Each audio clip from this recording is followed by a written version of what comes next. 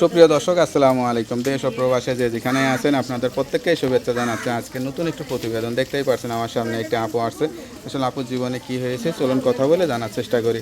আপু আসসালামু আলাইকুম। ওয়ালাইকুম আসসালাম। আপু আপনার নাম কি? অন্তরা। অন্তরা আপু, কেমন চলতেছে দিনকাল? দিনকাল তো অনেক কষ্টের মধ্যে চলতেছে। কারোর অন্তরে ঠাই ঠাই পান নাই নাকি? সেরকম কাউকে পাইলে তো আর প্রতিবেদন আইতাম না। এত সুন্দরী একটা মেয়ে, মনের মানুষ পাচ্ছেন না, এটা কেউ বিশ্বাস করতে চায় না। আসলে সত্যি না মিথ্যা বলতেছেন সেটাই তো কেউ বিশ্বাস করে না আসলে। যেটা সত্যি সেইটাই বলবো, মিথ্যা কথা বলবো না।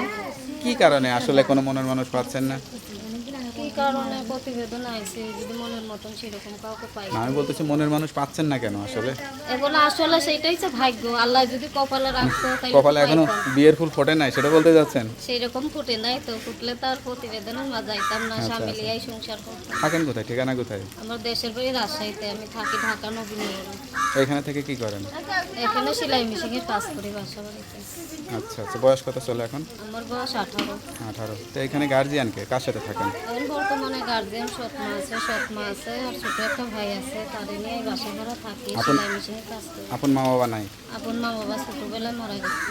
আর এই ছোটবেলা থেকেই তো কষ্ট, যা পৃথিবীতে মা বাবা নাই তার তো আর চতুর্দিকেই অন্ধকার, তাই না? এইটাই তো।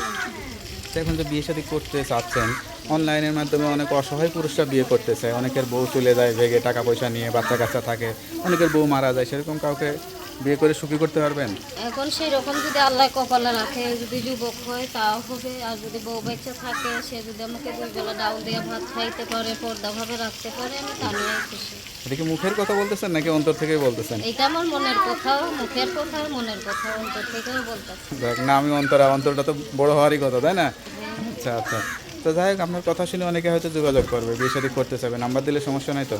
না, সমস্যা নেই। নাম্বারটা মুখস্থ আছে? না, মুখস্থ নেই। তা লেখাপড়া করেননি? লেখাপড়া সেরকম করতে পারি নাই, নিজের নাম ঠিকানা লিখতে পারি, নামাজ কালাম পড়ি। আচ্ছা আচ্ছা। তার নাম্বারটা আমার কাছে দিন, আমি দেখে বলে দিই। তাহলে বিয়ে শুনলেন, একটা অসহায় গরিব পরিবারের মেয়ে, আসলে সত্যিকারের অর্থ হচ্ছে জীবনসঙ্গী চাই। কেউ যদি ভালোবেসে দায়িত্ব নিতে চান তারা তার এই নাম্বারে যোগাযোগ করবেন।